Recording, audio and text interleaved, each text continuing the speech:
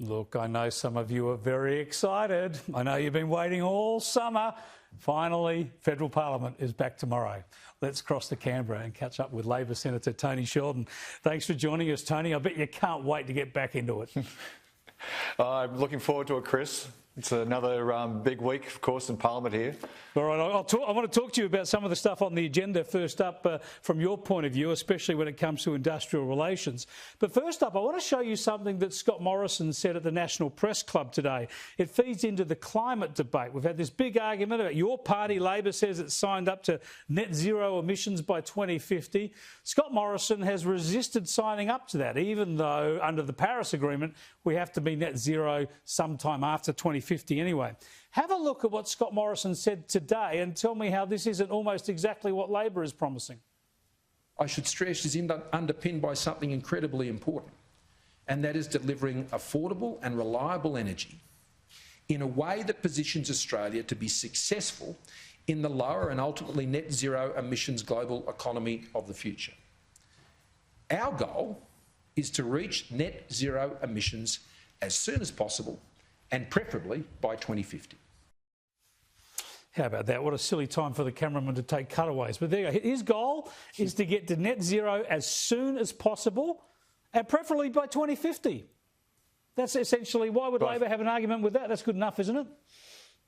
Hey, Chris, you know what actually the argument should be about, and that is jobs, jobs and more jobs. That's actually what the argument needs to be placed on.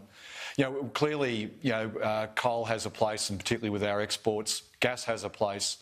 But the fact is, big money is going towards renewables because it's cheaper. What we have to do is have decent renewable jobs.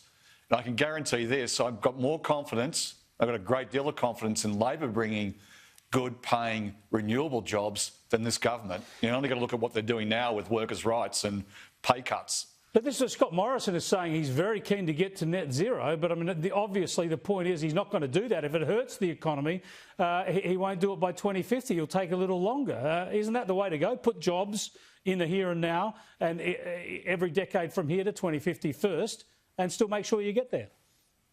I think, Chris, what we have to do is make sure we're giving surety to investors to make sure what's happening and also build our capacity with what's happening with investments that are going on in renewables and where gas will play a pivotal role, and also, of course, looking at maintaining our exports in coal.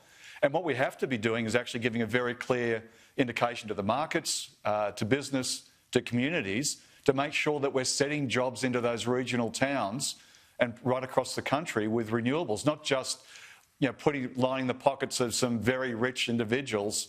It should be actually going out there and making sure it's paying good wages, good jobs, and a proper economy out there in those regional areas. And that's tell you what, though, it's not much of a difference, is it? You've got Labor saying net zero by 2050 and you've Scott Morrison saying net zero hopefully by 2050. It's not much of a difference, but we better move on to the industrial relations debate. That's going to be a big feature in Parliament over coming days and weeks. So I want to show you this ad that was put out by the CFMEU today. I think it's absolutely disgusting, the imagery imposed here, especially when you consider some of the horrific road deaths we've seen over the past year or so. Have a look at this ad.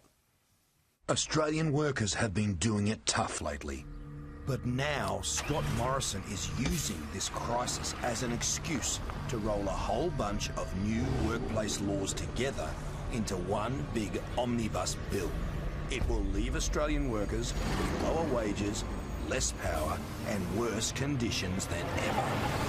The omnibus bill will hurt Australian workers. The Prime Minister running down workers like we've seen in Nice and Berlin and the like. Is that going too far? Well, Chris, bad taste or good taste has got us talking about it and talking about these IR changes and this bill the government's putting forward. All right, let's get back to the ad, though. You can do anything. They could cut the head off a chook and get people talking about it if they wanted to. Is that ad going too far, and should the union pull it?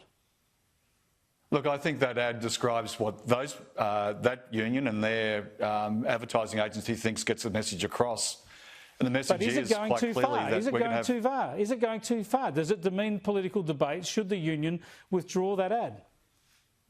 Well, Chris, we all have a different taste about how ads should actually appear, but the fact is that the consequences of what that video is talking about, what that ad's talking about, is that people are going to have their wages cut under this government proposal. Sure, you want to use it as a springboard, and that's obviously the intention of it, but shouldn't you start off by saying that that ad goes too far? They should find another way to make their point. Chris, it was a very tough way to make a point. I agree with you on that. But the point's nevertheless genuine and correct, and that is the government's making some very bad decisions about cutting wages and increasing job insecurity.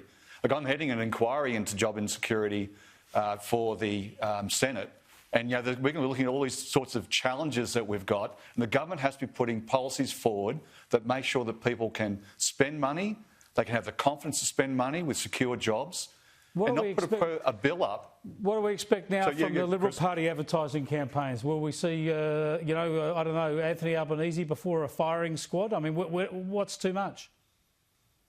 Well, I think sometimes too much in political advertising might be when you do scare campaigns about there being, a death tax, which was at the last election. But the truth is, and about the point of what we need to be looking at, and that is that how do we make sure we have secure jobs? How do we not have this pay cut the government's proposing? You're with the Transport Workers Union.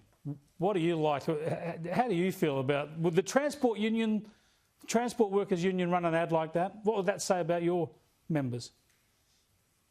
Well, I tell you, we've all got different tastes, and I can't say I've ever run an ad like that before.